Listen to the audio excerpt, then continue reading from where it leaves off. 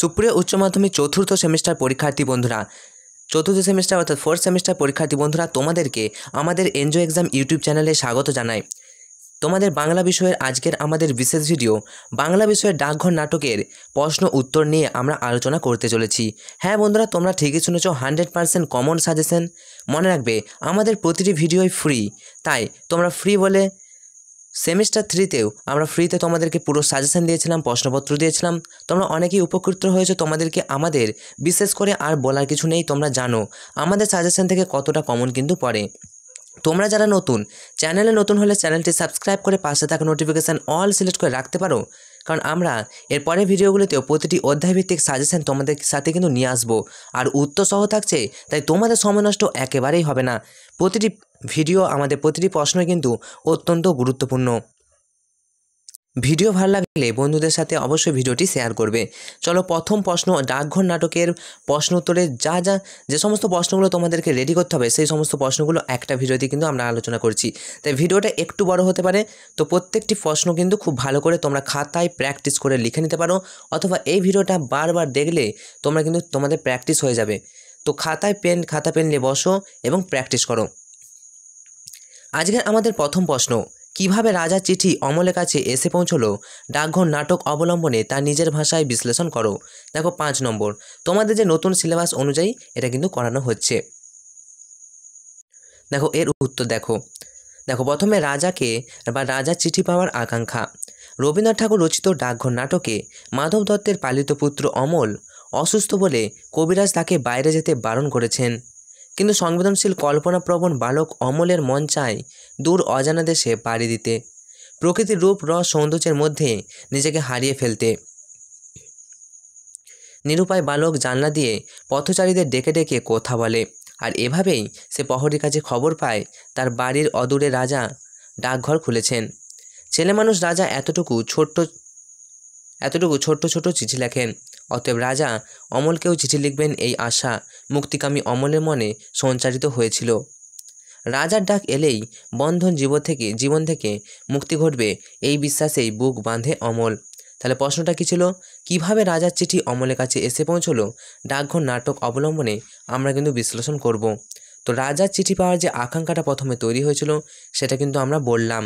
এরপর রাজার চিঠি কিভাবে এলো দেখে নাও। এইভাবে তোমরা পয়েন্ট করে করে লিখলে পুরো নম্বর পাওয়ার আশা কিন্তু থাকছে। অমল রাজার চিঠি পাওয়ার অপেক্ষায় আকুল হয়ে থাকে। মোড়ল ছেলের দল সকলের কাছে এসে ডাক হরকরাদের খবর জানতে চায়। ফকিরবেশী ঠাকুরদা জানায় রাজার চিঠি রওনা হয়ে এখন পথে, আর অমল কল্পনায় দেখে অনেক দূরের পাহাড় থেকে চিঠির বোঝা নিয়ে রাজার হরকরা নেমে আসছে। মোড়ল পরিহাস করে মুমূর্ষু অমলের হাতে অক্ষর শূন্য একটি সাদা কাগজ দিয়ে বলে, এই রাজার চিঠি। বালক অমল শূন্য কাগজকেই রাজার চিঠিরূপে গ্রহণ করে। তাৎপর্য দেখো, মোড়লের পরিহাস জেনেও সাদা শূন্য কাগজটিকে সত্যিকারের চিঠির স্বীকৃতি দিয়ে ঠাকুরদা বলে, রাজা লিখেছেন, তিনি অমলকে দেখতে রাজকবিরাজকে সঙ্গে নিয়ে আসছেন। ঠাকুরদা আধ্যাত্মজ্ঞানী, তিনি জানেন রাজারূপী ঈশ্বরের বার্তা লিপিহীন, অদৃশ্যই হয়। রাজার চিঠি আসলে মানবতার সঙ্গে পরমাত্মার মিলন বার্তা। সবাই সে বার্তা, সে ডাক শুনতে পায় না। মানবাত্মার অংশ হতে চলা অমল ঘরে বসেই রাজার ডাক শুনতে পায়, তাই সাদা কাগজেও অক্ষর ফুটে উঠতে দেখতে পায় সে। আসলে ঘুমের মধ্য দিয়ে, পার্থিব মৃত্যুর মধ্য দিয়ে মানবতার প্রতীক অমল নবজীবন লাভ করতে চলেছে। পার্থিব বন্ধন মুক্ত হয়ে অমর্ত্যলোকে যাত্রার বার্তা এইভাবেই সে রাজার চিঠিরূপে অমলের কাছে এসে পৌঁছেছিল। তাহলে বুঝতে পারলে, এভাবেই কিন্তু রাজার চিঠি অমলের কাছে এসে পৌঁছেছিল, যা নাটক অবলম্বনে আমরা বিশ্লেষণ কিন্তু করে দিলাম। 5 নম্বরের জন্য সেরা উত্তর হতে পারে এই উত্তরটি। চলে আসবো আমরা নেক্সট প্রশ্নতে। দেখো পরের প্রশ্ন, ওখানে নতুন ডাকঘর বসেছে, এই ডাকঘরকে কেন্দ্র করে বালক অমলের আশা, অপেক্ষা ও পরিণতির পরিচয় দাও। সেম টাইপ কোশ্চেন, তোমরা এভাবেই কিন্তু লিখতে পারো আগের উত্তরটিকে ফলো করে। তবুও আমরা একটি উত্তর বানিয়ে দিয়েছি, ওটাকে ফলো করে তোমরা লিখতে পারো, অথবা এটার দেখো, এখানে বলেছে নতুন ডাকঘর বসেছে, এই ডাকঘরকে কেন্দ্র করে বালক অমলের আশা, অপেক্ষা এবং পরিণতি। প্রথমে অমলের আশা। রবীন্দ্রনাথ ঠাকুর রচিত ডাকঘর নাটকে প্রশ্ন উদ্ধৃত উক্তিতেই ডাকঘর শব্দটি প্রথম ব্যবহৃত হয়েছে। উক্তিটি করেছে প্রহরী। অমলের ঘরের জানালার কাছে রাস্তার উপরে নিশান উড়িয়ে রাজার ডাকঘর স্থাপিত হয়েছে। প্রহরীর কাছে এ খবর জেনে বালকের প্রশ্ন, রাজার ডাকঘরে রাজার কাছ থেকে সব চিঠি আসে? প্রহরী যখন জানায় অমলের নামেও চিঠি আসবে, হোক সে ছেলে মানুষ, ছোটদের জন্য রাজা এতটুকু ছোট্ট ছোট্ট চিঠি লেখেন, তখন সেসব কথা শুনে অমলের মনে জেগে ওঠে রাজার চিঠি পাওয়ার আশা। অপেক্ষারত অমল। রাজা ছোট ছেলেদের চিঠি লেখেন এ কথা জানা রাজার চিঠির জন্য শুরু হয় অমলের প্রতীক্ষা। রাজার চিঠির পথ চেয়ে সে উৎসুক হয়ে থাকে।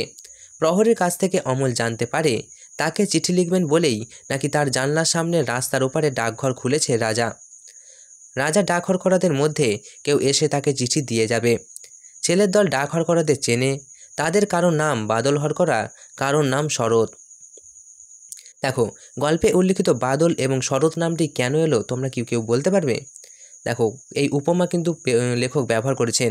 অমলের একদিকে বাদল এবং শরতের হাওয়া মানে তার শরীরে লাগানো উচিত নয়, আর এদিকে লেখক তাদেরই নাম দিয়েছে বাদল হরকরা, শরৎ হরকরা, যা বাদল এবং শরৎ এর মাধ্যমে অমলের কিন্তু মুক্তি সম্ভব হবে। তাই লেখক এমন উপমা কিন্তু ব্যবহার করেছেন, নামগুলো প্রয়োগ করেছেন দেখো রবীন্দ্রনাথ ঠাকুর বাদল এবং শরৎ নামে। যাই হোক, এটুকু তোমরা বোঝানোর জন্য বললাম। এবার দেখো, ছেলেরা বলে চিঠিতে অমলের নাম দেখেই হরকরা তাকে চিনে নেবে। তবু তাদের একজনকে ডেকে ছেলেরা যেন অমলকে চিনিয়ে দেয়, সেই আবদারও করে অমল। অপেক্ষা যেন তার বাঁধ মানে না। ফকিররূপী ঠাকুরদা অমলকে জানায় রাজার চিঠি রওনা দিয়েছে। রাজার চিঠির স্বপ্নে বিভোর হয়ে থাকে অমলের দুটি চোখ। ফকির, মাধব দত্ত, প্রহরী, ছেলের দল সকলের কাছেই কেবল রাজার চিঠির খবরই জানতে চায়। অপেক্ষায় কাতর অমল। তার মুক্তির আকাঙ্ক্ষায় যেন রাজার চিঠির নাম ধারণ করে। এরপর অমলের পরিণতি কী হলো? অবশেষে ঘোরতর অসুস্থ হয়ে শয্যাশায়ী হয়ে পড়ায় অমল হয়ে পড়ল। আর মুমূর্ষু বালকের হাতে ঠাট্টা করে অক্ষর শূন্য কাগজ দিয়ে মোড়ল বলে, এটা রাজার চিঠি। ফকিরও বালকের মন রাখতে সে কোথায় সায় দেয়। তবে রাজার চিঠি পড়ার জন্য প্রয়োজন হয় অন্তর্দৃষ্টির, যা অমলের আছে। তাই অক্ষরশূন্য কাগজেও রাজার আগমন বার্তা ফুটে ওঠে। আর সেই খবর পেয়েই চিরনিদ্রায় ঘুমিয়ে পড়ে অমল। অর্থাৎ মানবতার সহিত বিশ্ব আত্মার এই মিলন খেলা সূত্রধারী রাজার ডাকঘর ও রাজার চিঠি, যা অমলকে তার কাঙ্ক্ষিত পরিণামের দিকে পৌঁছে দেয়। আশা করি বুঝতে পেরেছ। নেক্সট কোশ্চেন দেখো, কেউ বলে সময় বয়ে যাচ্ছে, কেউ বলে সময় হয়নি। আলোচ্য নাটক অবলম্বনে সময় বয়ে যাচ্ছে এবং সময় হয়নি এই আপাত স্ববিরোধী কথা দুটির তাৎপর্য বুঝিয়ে দাও। 5 নম্বরের প্রশ্ন। দেখো, প্রথম প্রশ্ন, ব্যাখ্যা। রবীন্দ্রনাথ ঠাকুরের লেখা ডাকঘর নাটকে প্রশ্ন উদ্ধৃত কথা দুটি এসেছে অমলের উক্তিতে। কথাগুলি তার নিজের নয়, লোকের। লোকেরা বিভিন্ন সময়ে এমন স্ববিরোধী কথা কিন্তু বলে থাকে যে কেউ বলে সময় বয়ে যাচ্ছে, আবার কেউ বলে সময় হয়নি। সময় বয়ে যাচ্ছে এবং সময় হয়নি কেন দুটো আপাত বিরোধী কথা? দেখো, ছোট্ট অমল বুঝতে পারে না। কেউ কেউ বলে সময় বয়ে যাচ্ছে, আবার কেউ বলে সময় হয়নি। সময় বয়ে যাচ্ছে, দেখো রাজার প্রহরী ঘণ্টা বাজায়, প্রহরে প্রহরে ঘণ্টা বাজে। ঘণ্টাধ্বনি এই বলে সবাইকে সচেতন করে দেয় যে সময় থেমে থাকে না। সময় নিত্য প্রবহমান। যার যা কাজ আছে তা তাকে করে নিতে হবে, কারণ সময় বয়ে যাচ্ছে। আর সময়ের এই বয়ে যাওয়া তথা প্রবাহমানতা সম্পর্কে সচেতন অমল। আবার সময় হয়নি। আবার বিশ্ব সংসারের সমস্ত ক্রিয়াকর্মের সময় পূর্ব নির্ধারিত। যখন যে কাজের জন্য যে সময় নির্দিষ্ট তার জন্য অপেক্ষা করতে হয়, তাই বলা হয় সময় হয়নি। অমল যখন প্রহরীকে বলে, তুমি ঘণ্টা বাজাবে না প্রহরী? প্রহরী বলে, এখনও সময় হয়নি। প্রবহমান সময়ের বুকে প্রতিটি কর্মের সময় পৃথকভাবে ধার্য করা থাকে, আর সেই ধার্য সময়ের মধ্যেই আমাদের কার্য সম্পন্ন করতে হয়। কারণ সময় প্রবহমান। সঠিক সময় একবার অতিবাহিত হলে তার ফিরে আসে না। তাই সময় বয়ে যাচ্ছে আর সময় হয়নি, এই দুটি কথার মধ্যে প্রকৃতপক্ষে কোনো বিরোধ কিন্তু নেই। জন্মমৃত্যু জীবৎকালের সময়সীমা নির্দিষ্ট। জীবনকাল শেষ হলে রাজারূপী ঈশ্বরের ঘণ্টা বাজে, আর সেই ঘণ্টা বাজায় তার প্রতিনিধি প্রহরীরা। ডাক আসে অমৃত লোকের। মৃত্যুর মধ্য দিয়ে অনন্ত জীবনের পথে পাড়ি দেয় অমানুষ। আর এই আধ্যাত্মিক গূঢ় তত্ত্বকথায় বালক অমলের পক্ষে অনুধাবন করা সম্ভব হয়নি, তাই আলোচ্য মন্তব্য দুটি তার আপাত বিরোধী বলেই মনে হয়েছে এবং সে বিস্মিত হয়ে বলেছে, প্রহরী ঘণ্টা বাজিয়ে দিলেই সময় হবে। চলে আসবো আমরা নেক্সট প্রশ্নতে। কোনোদিন কবিরাজি হয়তো স্বয়ং হাতে ধরে নিয়ে যাবেন। কোন পরিপ্রেক্ষিতে বক্তার এমন মনে হয়েছে? কথাটির অন্তর্নিহিত অর্থ ব্যাখ্যা করো। তোমাদের 2+3 জন্য এই প্রশ্নটি অত্যন্ত গুরুত্বপূর্ণ। অথবা এরকম দেখো, যে দেশে সবাইকে যেতে হবে বাবা, সে দেশে সবাইকে যেতে হবে, সে দেশে কে কিভাবে যাবে তা আলোচনা নাটক অবলম্বনে ব্যাখ্যা করো। মোস্ট ইম্পর্টেন্ট এই প্রশ্নটা। তো চলো দেখো প্রথম কি লিখবে। রবীন্দ্রনাথ ঠাকুরের লেখা, প্রথমে আমরা প্রসঙ্গ নির্দেশ করছি। রবীন্দ্রনাথ ঠাকুরের লেখা ডাকঘর নাটকে প্রহরীর এমন কথা বলা হয়েছে। প্রহরীর ঘণ্টাধ্বনি সময়ের প্রবহমানতার কথা সবাইকে জানান দেয়। সময় যে দেশে চলে যাচ্ছে সেই অজানা দেশে অমলও যেতে চায়, কিন্তু তার কঠিন অসুখ। কবিরাজ তাকে বাইরে যেতে নিষেধ করেছেন। ফলত এই গৃহবন্দী জীবনে সে হাঁপিয়ে উঠেছে। অমলের অস্থিরতা দেখে প্রহরী এই বলে প্রবোধ দেয় যে দূর দেশে একদিন সবাইকে যেতে হবে। কিন্তু কবিরাজের নিষেধাজ্ঞা লঙ্ঘন করে অমলে যাওয়া সম্ভব হবে কিনা এই সংশয় দূর করতেই বক্তা জানিয়েছেন, একদিন হয়তো স্বয়ং কবিরাজই বাধ্য হবেন অমলকে সেই দেশে নিয়ে যেতে। এর অন্তর্নিহিত অর্থ কী? দেখো, প্রহরী বর্ণিত যে দেশে সবাইকে একদিন যেতে হবে, বাস্তবে সে দেশ হলো মৃত্যুর দেশ। যে কবিরাজ অমলকে বাইরে না যাওয়ার নিদান দিয়েছেন, তিনি ওষুধে পথ্যে অমলকে সুস্থ করে তুলতে পারলে তার বাইরে বেরোনো সম্ভব হবে। অমল সুস্থ হলে কবিরাজই স্বয়ং হাতে ধরে তাকে বাইরে নিয়ে যাবেন। আর তা যদি না হয়, জাগতিক মৃত্যুর মধ্য দিয়ে হবে অমলের অজানা অসীমে যাত্রার পথ সূচিত হবে। বিশ্বস্রষ্টা তথা ঈশ্বর কবিরাজকে দূত করে পাঠাবেন অমলকে তার কাছে অমৃতলোকে নিয়ে যাওয়ার জন্য। তবে একথা ঠিক যে অমলের কবিরাজ যেন, যিনি মনের মুক্তিকে স্বাস্থ্যের বেড়া জালে ঘরের জানলা দরজা বন্ধ করে আবদ্ধ করে রাখতে চান। স্বাধীনতার ইচ্ছা যার কাছে ব্যাধির সমান, সেই কবিরাজের পক্ষে এ কাজ করা সম্ভব নয়। বিশ্ব আত্মার সঙ্গে অমলের মানবাত্মার মিলন ঘটাতে তাই আবির্ভাব ঘটে রাজার কবিরাজের, যিনি এলে দরজার আগল খসে পড়বে, বেজে উঠবে মুক্তির গান। যার কাছে মনের মুক্তি হবে সুস্থতার লক্ষণ।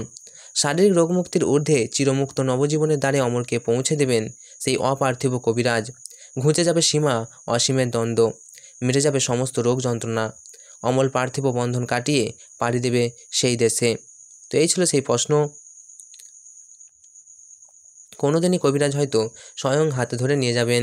তো এটিরই অন্তর্নিহিত অর্থ আমরা ব্যাখ্যা করলাম। চলে আসবো আমরা নেক্সট প্রশ্নতে।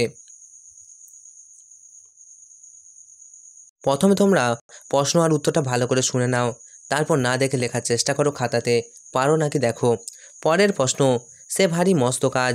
কোন প্রসঙ্গে বক্তা এই কথা বলেছেন? মন্তব্যটি কারণ কি? অথবা দেখো একই উত্তর হবে, সে খুব জবর কাজ। বক্তা কোন কাজকে জবর কাজ বলেছেন? বক্তার এমন বলার কারণ কি? 2+3 জন্য সেরা উত্তর দেখো, জবর কাজ। আলোচ্য নাটকে অমল প্রহরীর কাছে রাজা ডাক হরকরাদের জানতে পেরে সেও ডাক হরকরা হওয়ার ইচ্ছা প্রকাশ করলে প্রহরী সেই কাজকেই একবার মস্ত কাজ আর একবার জবর কাজ বলে উল্লেখ করেছেন। ডাক হরকরা হলে প্রকৃতির সঙ্গে লগ্ন হয়ে থাকা যায়। রাজার বার্তা সকলের কাছে পৌঁছে দিয়ে মানবাত্মাকে জাগিয়ে তোলার কাজটি হচ্ছে মহৎ কাজ, যেটা প্রহরী বলেছিল অমলকে। মনে রাখবে, কারণ দেখো, ডাকঘর নাটকের প্রহরী হলো রাজার প্রহরী। সময়ের বয়ে চলাকে সে ঘণ্টা বাজিয়ে নির্দিষ্ট করে যে সে সময়ের মূলে চলেছে বিশ্ব আত্মা রাজা। রাজার কর্মচারী প্রহরীর কাছে তাই মুক্ত প্রাণের আভাস পাওয়া যায়। অমলের ডাক হরকরা হওয়ার ইচ্ছা শুনে তাই সে দইওয়ালার মতো বিস্তৃত হয়নি, মাধব দত্তের মতো তাকে খ্যাপা বলে ঠাট্টা করেনি, তাকে পণ্ডিত হতেও বলেনি, বরং হাসি মুখে তাহে ডাক হরকরা হতে উৎসাহিত করেছে। প্রহরী জানিয়েছে, রোদে বৃষ্টিতে বড় মানুষ গরিব সকল মানুষের ঘরে ঘরে চিঠি বিলি করে বেড়ানোটা ভারী জবর কাজ। মানুষের কাছে বিশ্ব আত্মার ডাক পৌঁছে দেওয়া মস্ত দায়িত্বের কাজও বটে। ডাক হরকরা হলে অমলের বন্দি জীবন ঘুচে যাবে, তার বাইরে যাওয়ার আকাঙ্ক্ষা পূর্ণ হবে। দেশে দেশে ঘরে ঘরে ঘুরে বেড়াতে পারবে অমল, তাই তা বড় জবর কাজ।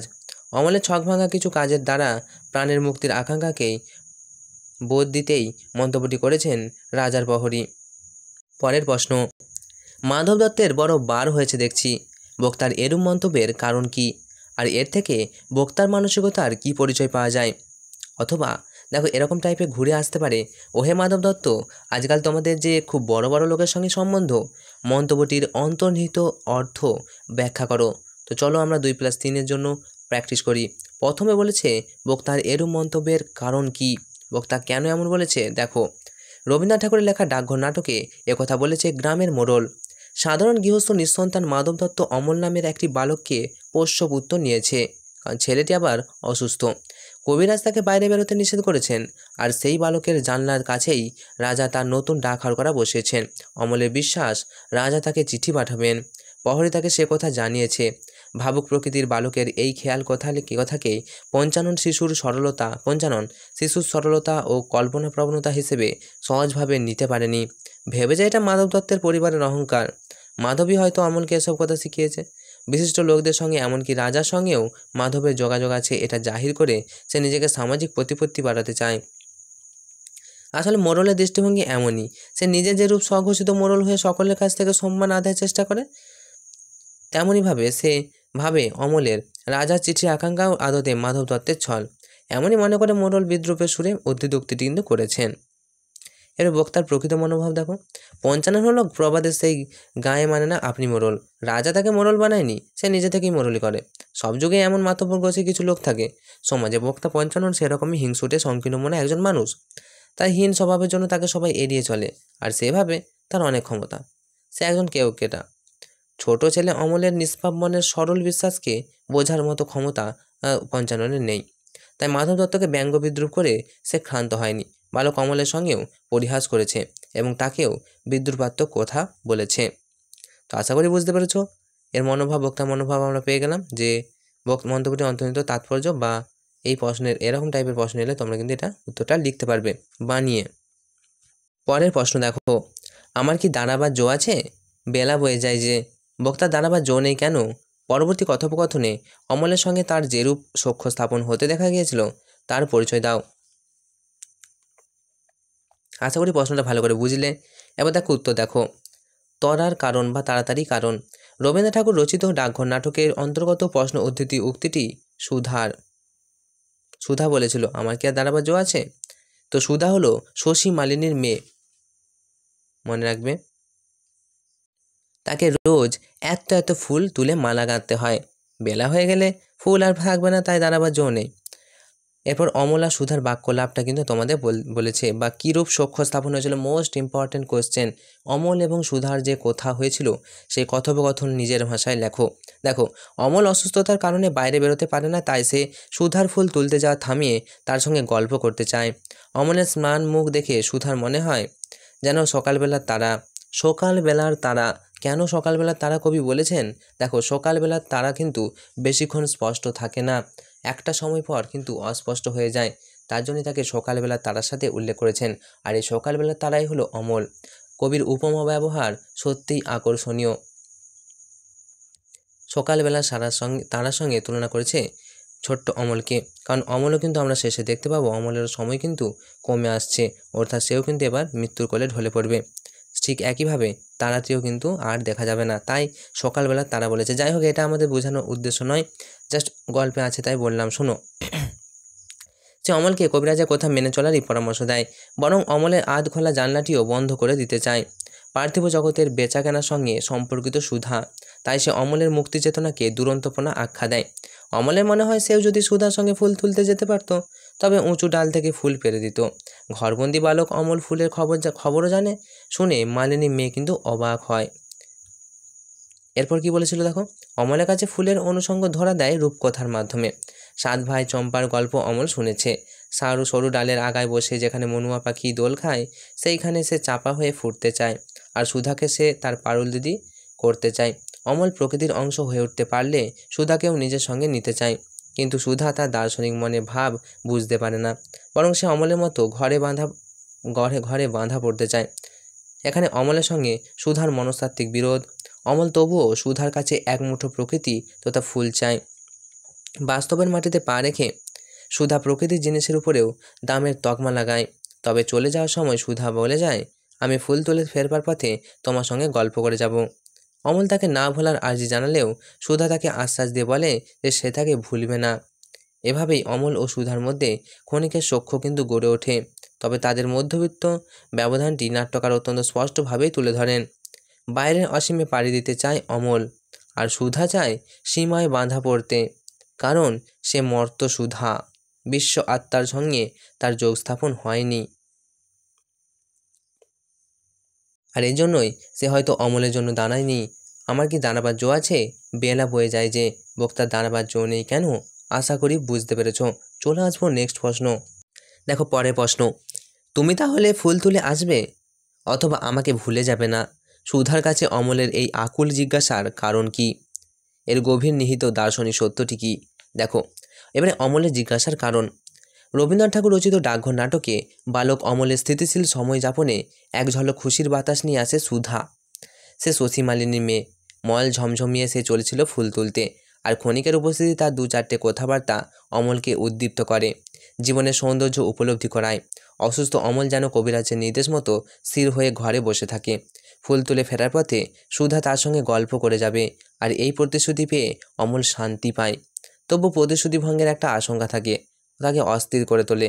তাই আকুল জিজ্ঞাসার মধ্য দিয়ে সে আশ্বস্ত হতে চায়। সুধার তাকে মনে রাখা অমলকে এক বিশেষ অনুভূতি দেয়। মুক্তি সন্ধানী অমল সুধার স্মৃতিতে বাঁধা পড়তে চেয়েছে কেবল, আর তাই এই আকুলতা, এবং বলে তুমি আমায় ভুলে যাবে না তো? আমাকে ভুলে যাবে না তো? সুধার কাছেই অমলের এই কিন্তু আকুল আরতি ছিল। এরপর বলা হয়েছে এর নিহিত দার্শনিক সত্যটি ব্যাখ্যা করো। চলো আমরা দার্শনিক সত্যটা ব্যাখ্যা করি। দেখো দার্শনিক সত্য, কেউ কথা রাখে না। প্রতিশ্রুতি ভেঙে যায়, প্রিয়জন ছেড়ে যায়। অমলের বাবা মা তাকে ছেড়ে চলে গিয়েছে অন্য লোকে, তাই প্রতিশ্রুতির বিষয়ে অমল কিন্তু একটু সন্দিগ্ধ, তার সন্দেহ কিন্তু রয়েছে। এখানে বালিকা সুধা গতিচঞ্চলতা ও কর্মচঞ্চলতার প্রতীক। সে কি আসবে স্থিতিশীলতার কাছে? এখানে অমল হচ্ছে স্থিতিশীলতা, স্থির। সুধা মানে তো অমৃত। অমল কি পাবে সেই অমৃত লোকের সন্ধান, যেখানে সীমায় বাঁধন নেই, যেখানে অনন্ত মুক্তি? সুধা কি তার পারুল দিদি হয়ে নিয়ে যাবে অমলকে সেই দেশে? বস্তুত সীমাবদ্ধ জীবন থেকে মুক্তির আকাঙ্ক্ষা কল্পনাপ্রবণ মানব মনকে অস্থির করে রাখে। সে চায় সীমা অসীমের দ্বন্দ্ব থেকে উত্তরণ।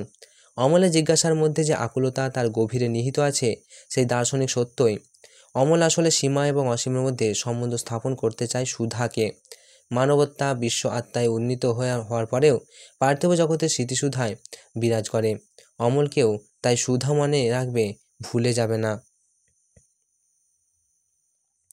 পরের প্রশ্নে আমরা চলে আসব, অমল ও সুধার সম্পর্ক কিভাবে ডাকঘর নাটকের মূল ভাবের সঙ্গে সম্পৃক্ত হয়েছে আলোচনা করো। দেখো প্রথমে প্রশ্নের অ্যান্সার, অমল এবং সুধার সম্পর্ক। দেখো রবীন্দ্রনাথ ঠাকুর রচিত ডাকঘর নাটকে অমল এবং সুধার ক্ষণিকের আলাপন কিন্তু তথা সখ্য খুবই তাৎপর্যপূর্ণ। অসুস্থতার কারণে ঘরবন্দি অমলের সম্বল হলো স্থিতি ও অখণ্ড অবসর, অন্যদিকে সুধার সম্বল ও গতি ও কর্মচঞ্চলতা। সুধা একদিকে কর্মচঞ্চল, আর অমল একদিকে স্থিতি ও অখণ্ড অবসরে অবস্থান করছে। এই বিপরীত দুই সত্তার দ্বন্দ্ব এবং তা থেকে উত্তরণই আলোচ্য নাটকের মূল ভাব। দেখো শশী মালিনী মেয়ে সুধা ফুল তুলতে যাওয়ার সময় অমল তার সঙ্গে আলাপ জমায়। অমল অসুস্থ, কবিরাজ তাকে বাইরে যেতে নিষেধ করেছেন শুনে সুধা সমব্যথী হয়। অমল যদি সুধার সঙ্গে ফুল তুলতে যেতে পারত, তবে আড়ালে থাকা অদৃশ্য উঁচু ডাল থেকে ফুল ফেলে দিত। কারণ ফুলের খবর সুধার চেয়ে কিছু কম জানে না অমল। সে 7 ভাই চম্পার খবর জানে, মনুয়া পাখি দোল খায়, সে সরু ডালের আগায়, সেখানে অমল চাপা হয়ে ফুটতে পারে। সুধাকে সে তার পারুল দিদি করতে চায়, কিন্তু সুধা তো মর্ত সুধা। বাস্তব সংসারে হাজারো কাজের সীমায় আবদ্ধ সে, আর সেই সীমায় থাকে অসীম অমর্ত্য সুধার জন্য ব্যাকুল অমল। অমল চরিত্রে যে সীমা অসীমের টানাপোড়েন, তারই মাঝে ক্ষণিকের শান্তি প্রদানকারী অংশ যেন সুধা চরিত্রটি। সুধার কাছে ফুল চেয়েছিল অমল, কিন্তু ফিরতি পথে সুধা যখন ফুল নিয়ে এলো, অমল তখন গভীর ঘুমে, অর্থাৎ মর্তসীমা পেরিয়ে চলেছে সে। কিন্তু সুধা অমলকে ভুলবে না। তার স্মৃতিতে থেকে যাওয়াই যেন অমলের জীবনের সার্থকতা, যা বিশ্ব আত্মার সঙ্গে মিলিত হওয়ার ফুলের শয্যায় সাজিয়ে তুলেছে। অমল সুধার চক্ষু এখানেই কিন্তু সার্থকতা পেয়েছে। তাহলে সুধাকে সে তার পারুলেদি করতে চায়, কিন্তু সুধা তো মর্ত সুধা। বাস্তব সংসারে হাজারো কাজের সীমায় আবদ্ধ সে, আর সেই সীমায় থেকে অসীম অমর্ত্য সুধার জন্য ব্যাকুল অমল। তাহলে অমল চরিত্রে যে সীমা অসীমের টানাপোড়েন রয়েছে, তারই মাঝেই ক্ষণিকের শান্তি প্রদানকারী অংশ যেন সুধা চরিত্রটি। নেক্সট আমরা চলে আসবো পরের কোশ্চেন। দেখো এখানে আরেকটু বলা হয়েছে যে সুধার কাছে ফুল চেয়েছিল অমল, কিন্তু ফিরতি পথে সুধা যখন ফুল নিয়ে এলো তখন গভীর ঘুমে অর্থাৎ মর্তসীমা পেরিয়ে চলেছে সে, কিন্তু সুধা অমলকে ভুলবে না। তার স্মৃতিতে থেকে যাওয়ায় যেন অমলের জীবনের সার্থকতা, যা বিশ্বহত্যার সঙ্গে তার মিলিত হওয়ার যে ফুলের শয্যায় সাজিয়ে তুলেছে। অমল সুধার সখ্য এখানেই সার্থকতা পেয়েছে। চলে আসবো আমরা পরের প্রশ্ন। পিসেমশাই, আর আমার সেই জানলার কাছেও যেতে পারবো না। পিসেমশাই, আজ আর আজ আর আমার সেই জানলার কাছে যেতে পারবো না। এই আকুল প্রশ্নে অমলের যে মানসিক অবস্থা প্রকাশ পেয়েছে তা নিজের ভাষায় লেখো। মোস্ট ইম্পর্টেন্ট প্রশ্ন এটা। দেখো, অমলের অবস্থার অবনতি। রবীন্দ্রনাথ ঠাকুরের লেখা ডাকঘর নাটকের মূল চরিত্র অমল নামের একটি বালক। অসুস্থতার জন্য তাকে কবিরাজ বাইরে বেরোতে মানা করেছে। ঘরের জানলার ধারে বসে পথচারীদের সঙ্গে ভাব জমিয়ে তার সময় কাটে, কিন্তু পীড়া আরও গভীর হয়ে ওঠে, তাকে শয্যাশায়ী হতে হয়। জানলার কাছে যাওয়া ও বারণ হয় তার, কিন্তু সেই এক টুকরো জানলায় তার গৃহবেষ্টনী থেকে আপাত মুক্তির একমাত্র উপায় ছিল। জানলা দিয়ে তার মন চলে যেত সুদূরে, পাহাড় ঝর্ণা পেরিয়ে অজানা দেশে। পথ দিয়ে যাতায়াত করা মানুষ, যেমন দয়াওয়ালা ও প্রহরী, মোড়ল, ফকির, সুধা, ছেলের দল, সবার সঙ্গে সে আলাপ জমাতো, এবং এই জানলা দিয়েই, এই কথোপকথনের মাধ্যমেই সে বাইরের বৃহত্তর জগতের সঙ্গে সংযোগ স্থাপন করতে পারত।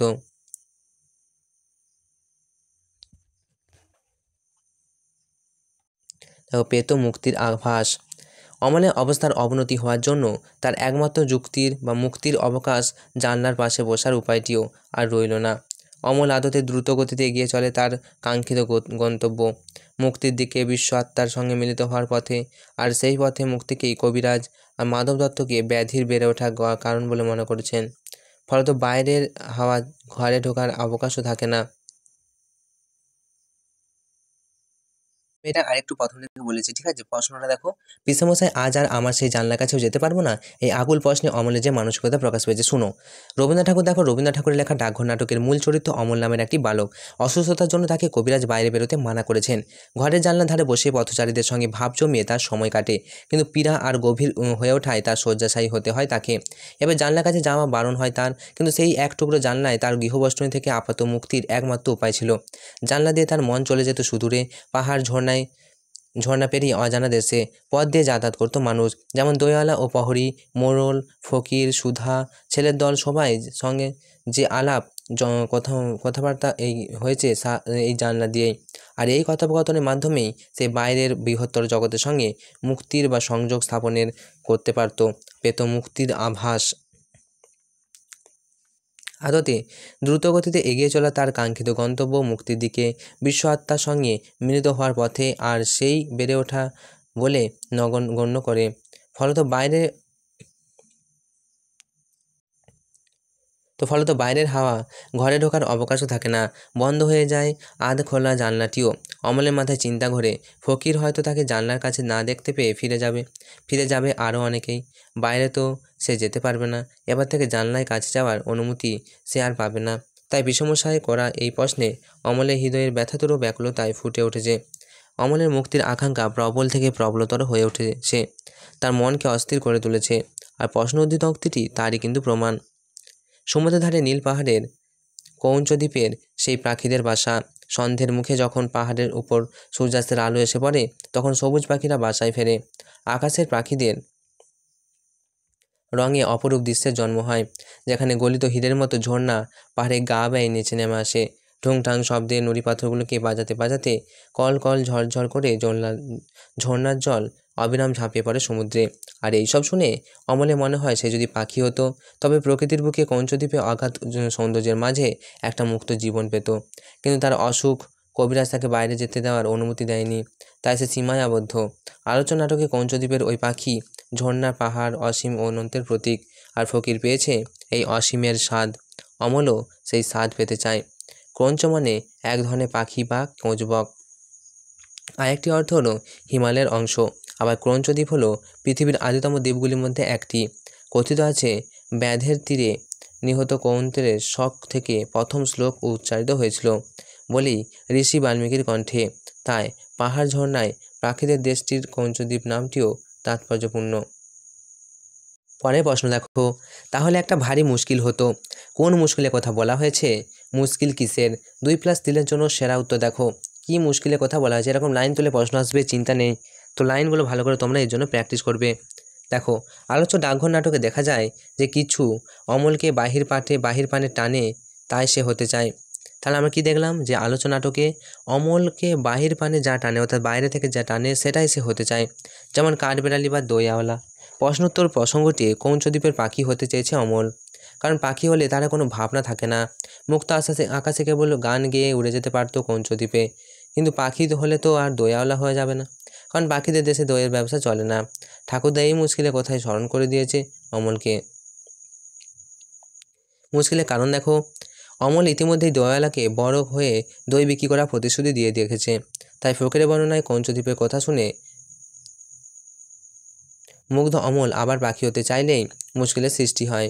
কারণ পাখিদের দেশে অমলের দইয়ের ব্যবসা চলবে না, তাতে তার লোকসানই হবে। তাহলে মুশকিলে অন্তর্নিহিত কারণ কি? দেখো, অমল ইতিমধ্যেই দইওয়ালা বড় হয়ে দই বিক্রি করার প্রতিশ্রুতি দিয়ে রেখেছে। তাই ফকিরের বর্ণনায় কৌঞ্চদ্বীপের কথা শুনে মুগ্ধ অমল আবার পাখি হতে চায়। পাখি হতে চাইলে মুশকিলের সৃষ্টি হয়, কারণ পাখিদের দেশে অমলের দইয়ের ব্যবসা চলবে না, তাতে তার লোকসানই হবে। আলোচ্য অংশটি একেবারেই একটি বালক এবং ঠাকুরদা ছেলে ভোলানো কথোপকথন বলে মনে হলেও পাখিদের দেশ হলো সেই মুক্তির দেশ যেখানে মানবতার সঙ্গে বিশ্বত্তার মিলন ঘটতে পারে। তাই সেই দেশে দইয়ের ব্যবসা অর্থাৎ কোনো লাভ ক্ষতির হিসেবেই চলে না। পার্থিব হিসাব বিকাশের ঊর্ধ্বে সেই দেশ। অমলের সে দেশে যাওয়া তখনই সম্ভব হবে যখন সে আরও স্থির হতে পারবে, যখন একমাত্র বিশ্ব আত্মার সহিত মিলনই হবে তার লক্ষ্য। তখনই স্থিতধী অমল পাখিদের দেশে যাওয়ার ছাড়পত্র পাবে। আর এই পথনীতি ইঙ্গিতই রয়েছে ঠাকুরদার বর্ণিত এই মুশকিলের নেপথ্যে। তো এই ছিল এই প্রশ্নের উত্তর। অর্থাৎ তাহলে একটি ভারী মুশকিল হতো কথাটা বলেছে ঠাকুরদা। কোন মুশকিলের কথা বলেছে? আশা করি তোমরা বুঝতে পেরেছ। ডাকঘর নাটক থেকে যে সমস্ত প্রশ্নগুলো আসার কথা ছিল, সেই সমস্ত প্রশ্নগুলো কিন্তু আমরা ইতিমধ্যেই আলোচনা করে দিলাম। এছাড়াও আমরা প্রার্থনা থেকে শুরু করে প্রার্থনা যে কবিতা রয়েছে, পাশাপাশি তোমাদের যে কবিতাগুলো গল্পগুলো রয়েছে, সেই গল্প এবং কবিতার পাশাপাশি একটা পিডিএফ কিন্তু আমরা বানিয়ে দিচ্ছি, একটা সাজেশন কিন্তু বানিয়ে দিচ্ছি, একটা প্লেলিস্ট আমরা বানিয়ে দিচ্ছি। এই প্লেলিস্টটা তোমরা ফলো করো, আমাদের চ্যানেলে যাও এবং সেখানে দেখো ক্লাস 12 সেমিস্টার 4 বাংলা প্রশ্নপত্র ও উত্তর অধ্যায়ভিত্তিক সমস্ত কিন্তু করা আছে। তো ওখান থেকে দেখে দেখে প্র্যাকটিস করতে পারো। তোমাদের পরীক্ষা খুব ভালো হোক এই শুভকামনা জানিয়ে আজকের মতো ভিডিওটা এখানেই শেষ করছি। Enjoy exam, all the best.